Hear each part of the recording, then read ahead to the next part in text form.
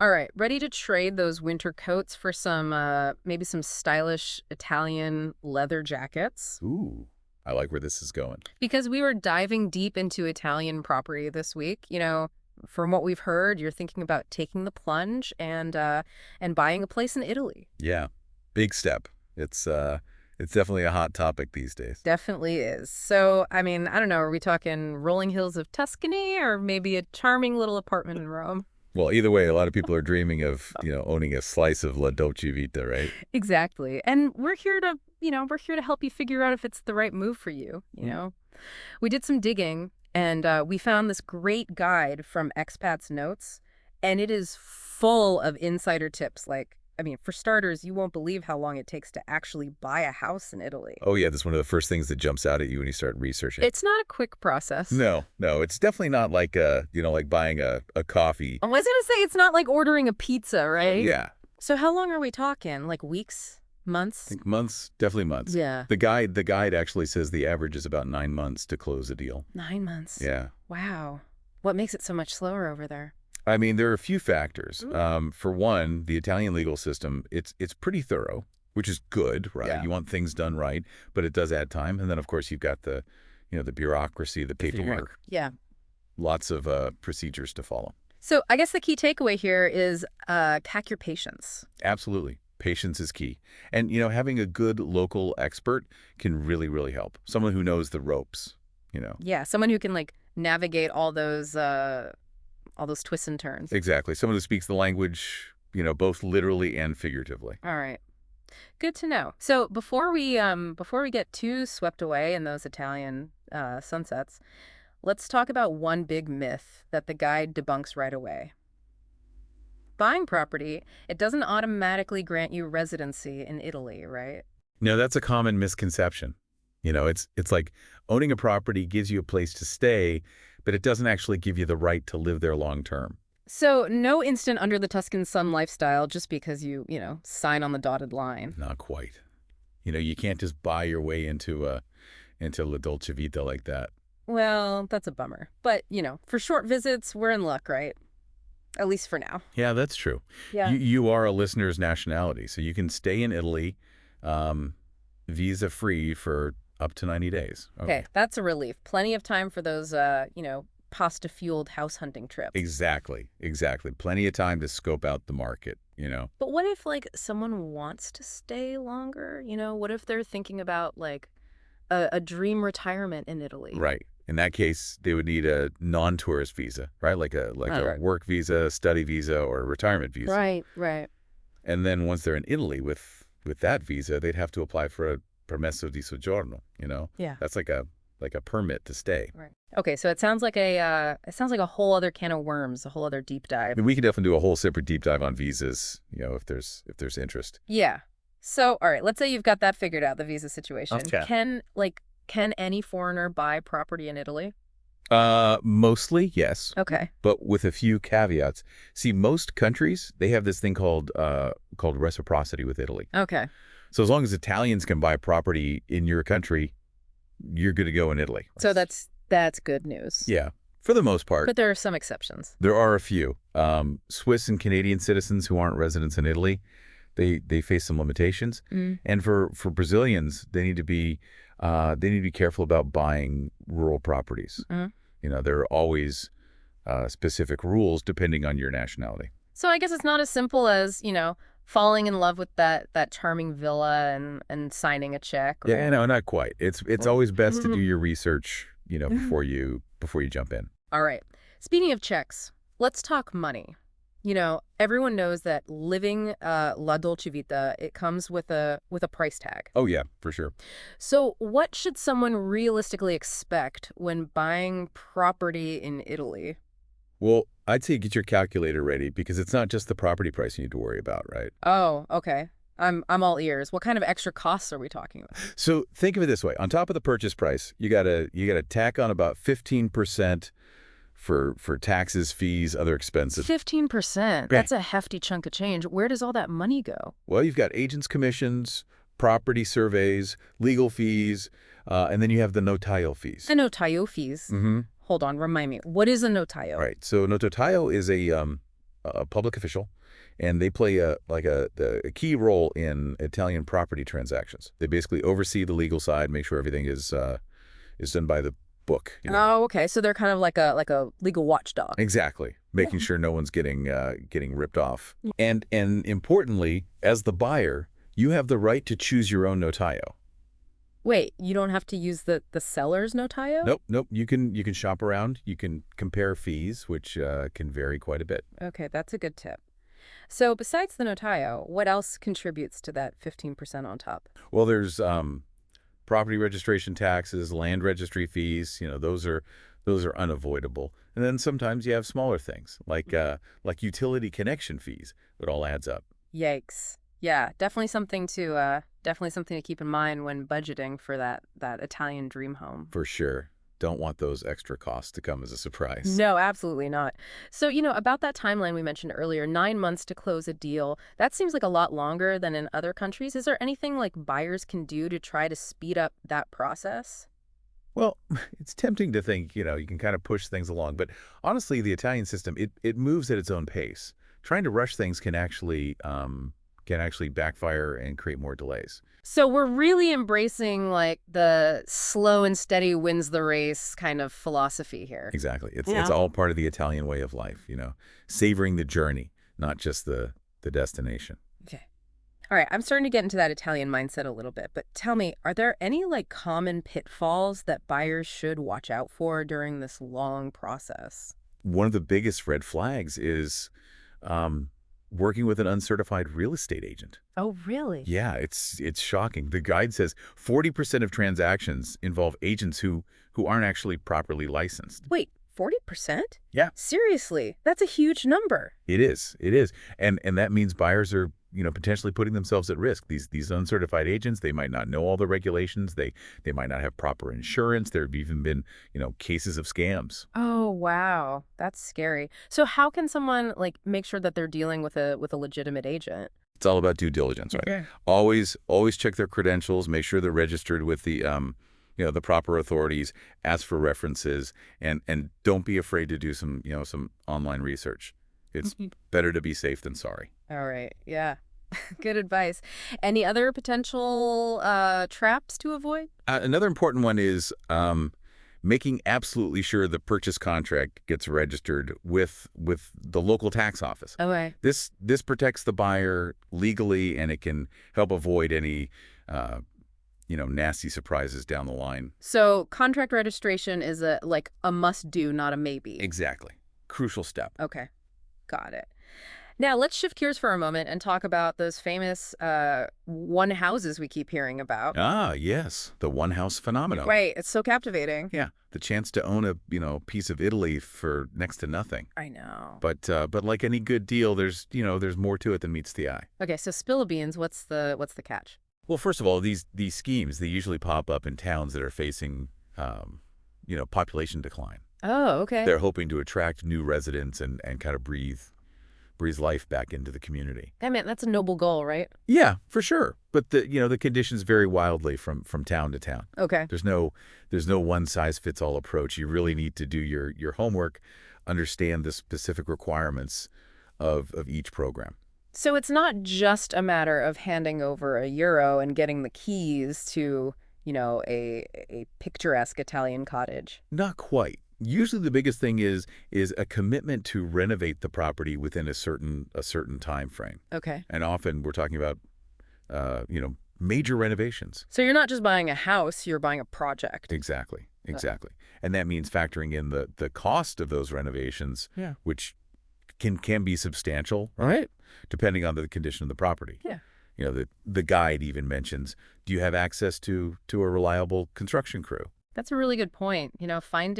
Finding qualified and trustworthy builders, in a foreign country, that could be a challenge in itself. Oh yeah, absolutely. Yeah. And then, you got to manage the project, deal with the local regulations, permits. It's a lot to consider. Yeah. It's definitely not for the faint of heart.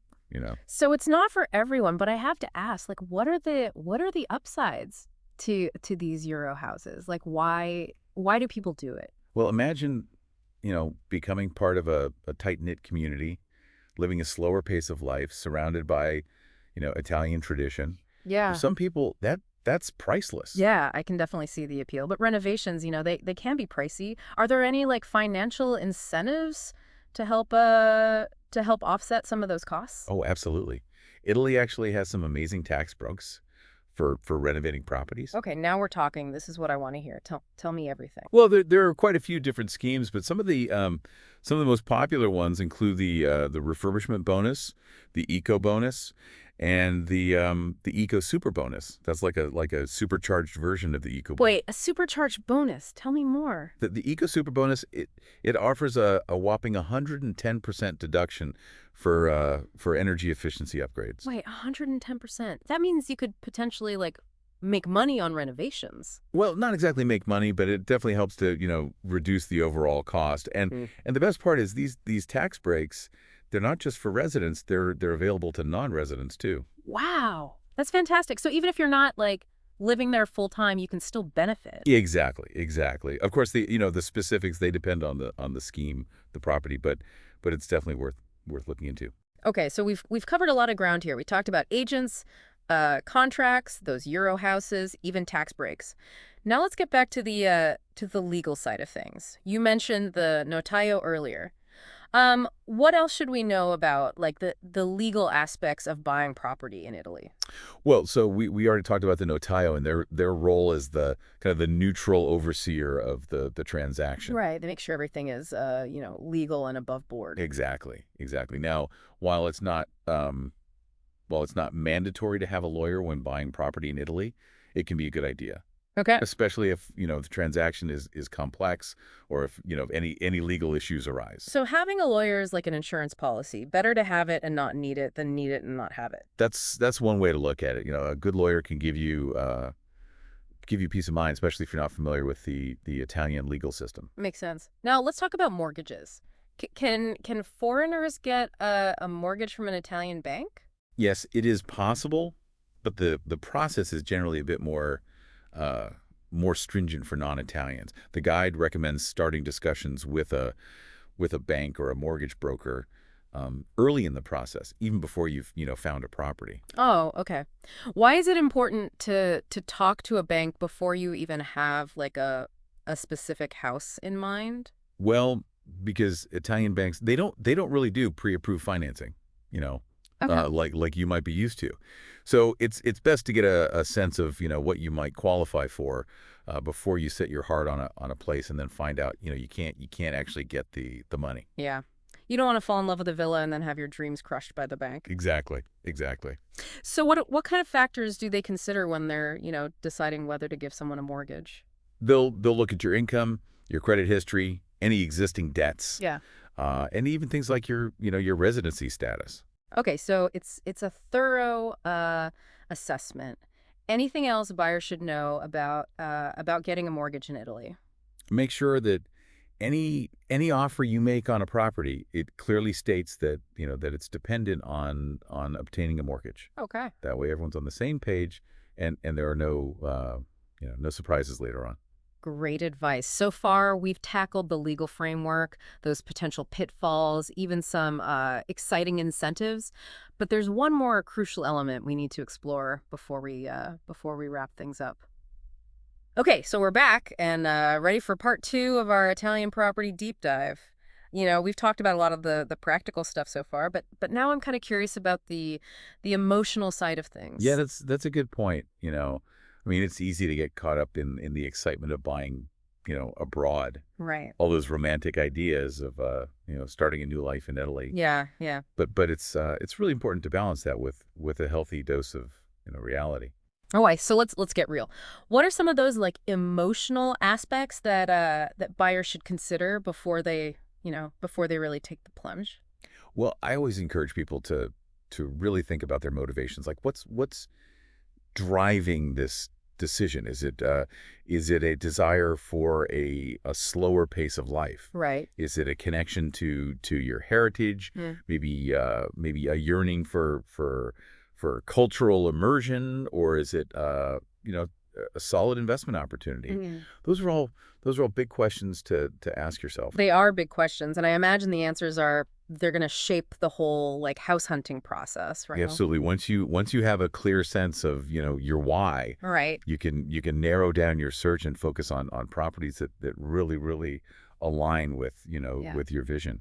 So it's not just about finding a place with, enough bedrooms and a nice kitchen. No, no, it's about, finding a place that speaks to your soul. Yeah. It's about finding a property that resonates with you on a deeper level, a place where you can truly see yourself, thriving. Yeah.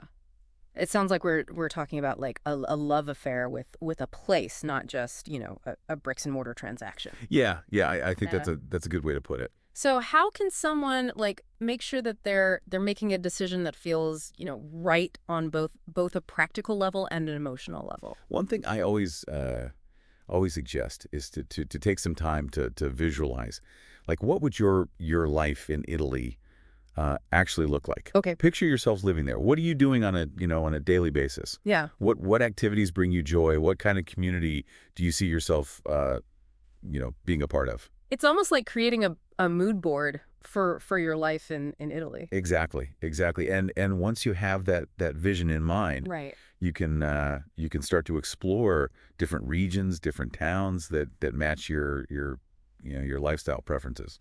So it's really about blending, that online research with real world exploration. Absolutely. There's no substitute for experiencing a place firsthand. Visit Right. the areas that intrigue you, talk to locals, uh, soak up the atmosphere, and see if the reality matches your expectations. Yeah, I think we all have those romanticized images of Italy in our heads. Yeah, It's important to make sure that those align with the actual like lived experience. for sure. And while you're there, connect with local real estate agents, get a feel for the market, see what's available. It's like dating. You gotta get out there and meet some potential properties before you find the one. Huh. I like that analogy. Yeah. And don't be afraid to trust your gut. If you Definitely. if you stumble upon a property that really speaks to you, even if it wasn't on your radar initially, explore it. You never know what hidden gems you might uncover. Yeah, it's all about being open to serendipity, Yeah. following your heart a little bit. Okay, so we've talked about, finding a place that fits your lifestyle, fits your vision. But what about the challenges of adapting to, a new culture? Right. I mean, that can be a big hurdle for some people. Oh, absolutely. The honeymoon phase, it eventually fades, Right. and the reality of living in a foreign country sets Mhm. in, right? Right. So it's crucial to be prepared for the cultural adjustments. So what are some of the common hurdles that people face when they make that move to Italy? Well, the language barrier is often a big one. Okay. While you Yeah. can get by with English in tourist areas, Right. daily life's going to be a lot smoother if you Yeah. have at least a basic grasp of Italian. So it's not just about ordering your cappuccino and gelato. Right, right. You need to be able to actually to speak the language. It definitely helps. Yeah. Think about navigating things like grocery shopping, Yeah. doctor's appointments, administrative tasks, even just socializing with your neighbors. All right. Okay. Point taken. Brushing up on my Italian is officially on my to-do list. What other like cultural differences might take some getting used to? Well, the pace of life in Italy is generally slower than what you might be used to. Okay. Things don't always run on schedule, and there's a greater emphasis on relationships and savoring the moment. I mean, I can see how that could be like a welcome change of pace for some people, Yeah. but I imagine it could also be, frustrating at times if you're used to a more, fast-paced, get it done yesterday kind of culture. That's true. Yeah. It requires a bit of a shift in mindset, Yeah. learning to embrace the Italian way of doing things and letting go of the need to control every little detail. So it's all about, adjusting your expectations and embracing that slow living philosophy that Italy is known for. Exactly, exactly. And remember, that's part of what makes Italy so charming. That's true. So beyond the practicalities, let's talk about the social aspect. Yeah. How can someone actually build a new life and make friends in a new country? I mean, that can feel pretty daunting. Oh, for sure. It's a big concern. You don't want to end up feeling, isolated in your beautiful Italian villa. Exactly, yeah. But luckily, Italians are generally very, very warm and welcoming. Okay. So making connections is often easier than you might expect. That's good to hear. But where do you even start? How do you meet people when you're, brand new to a place? Well, I think the key is to immerse yourself in the local community. Hmm. Take Italian language classes. Right. That's a great way to meet people. Join social clubs, sports teams, attend local events, festivals, eh, and don't be shy about striking up conversations with your neighbor. So it's all about putting yourself out there, being open to new experiences. Exactly, Yeah. exactly. And don't worry about feeling awkward in those early interactions. It's all part of the process. Right. With a little effort and a genuine desire to connect, you'll be surprised how quickly you can build meaningful relationships. That's encouraging. So let's shift gears a little bit and talk about some of the practicalities of settling into a new life, abroad. Hmm. Things like healthcare, banking, transportation. Yeah. Are these things easy to navigate in Italy? Fortunately, Italy has a well-established infrastructure, Yeah. and a fairly straightforward process for accessing essential services. Let's break it down. What are some key things that people need to know about healthcare in Italy? Well, Italy has a universal healthcare system. Okay. This means that residents have, access to affordable medical care.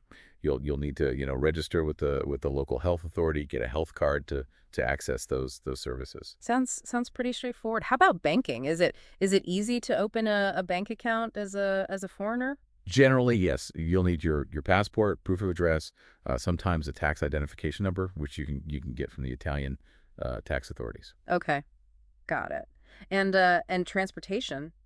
Is it easy to get around in Italy? Oh yeah, Italy has an excellent public transportation Oh, system okay. with trains, buses, trams. You can also easily, rent a car if you prefer to have a bit more flexibility.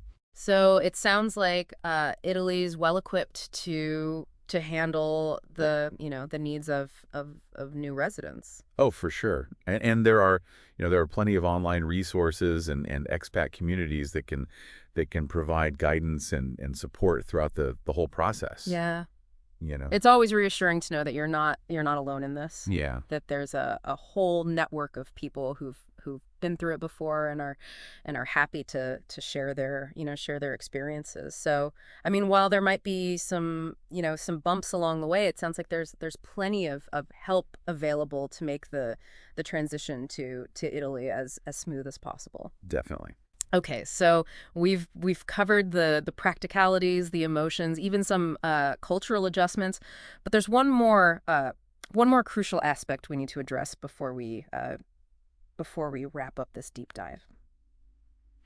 Okay, so we're back and ready to wrap up our Italian property journey. We've talked about all the ins and outs of buying a place, the emotional roller coaster of moving abroad, and even how to deal with those quirky cultural differences.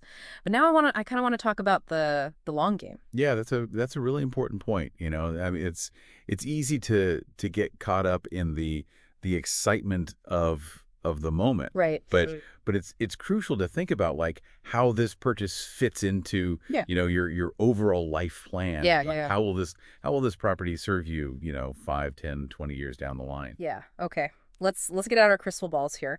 What are some key things that we should be considering when we're thinking long term? Well, if this could be your retirement home, Right. think about how your needs might change as you get older. Will the property still be suitable? Will you need accessible features? What about nearby health care and a supportive community? Yeah, those are essential things to think about. Priorities definitely shift as we age. Exactly. And if it's an investment property, you'll want to consider how the rental market might evolve. Yeah. Will the property still appeal to travelers in the future? Are there opportunities for upgrades or expansions that could increase its value. Yeah, it's about being strategic, right? Yeah, And making sure that that your investment has legs, so to speak, exactly. Exactly. What else? Oh, maintenance and upkeep. right? That's crucial, especially with older properties. Those charming Italian farmhouses, Hmm. they might require a bit more TLC over time. Yeah, they do. So do you have a plan for managing those costs, Yeah. whether you're living there or renting it out? Yeah, practicalities. Yeah. Practicalities are key, right? Nobody wants to be, blindsided by unexpected expenses, down the line. No, for sure. And while we're on the topic of the future, Mm. it's important to consider the potential impact of climate change. Oh, right. Is the property located in an area that's prone to things like flooding, wildfires, extreme temperatures? Yeah. That's a sobering thought, but a necessary one, right? Yeah. It's about making a responsible investment that can weather the storms, both literally and figuratively. Exactly. And finally, think about the legacy you want to create with this property. Will it become a cherished family retreat, Right. a gathering place for loved ones, a source of income for future generations? Yeah. Thinking about these things can add a deeper layer of meaning to your purchase. Yeah, it's about creating a story that goes beyond just our own lifetime. I love that. Buying property in Italy, it's more than just a transaction. It's an investment in a life well lived, both now and for years to come. Beautifully said. So we've covered a lot of ground in this deep dive: the practical, the emotional, the long-term view. What are your final words of wisdom for our listener as they kind of embark on this Italian adventure?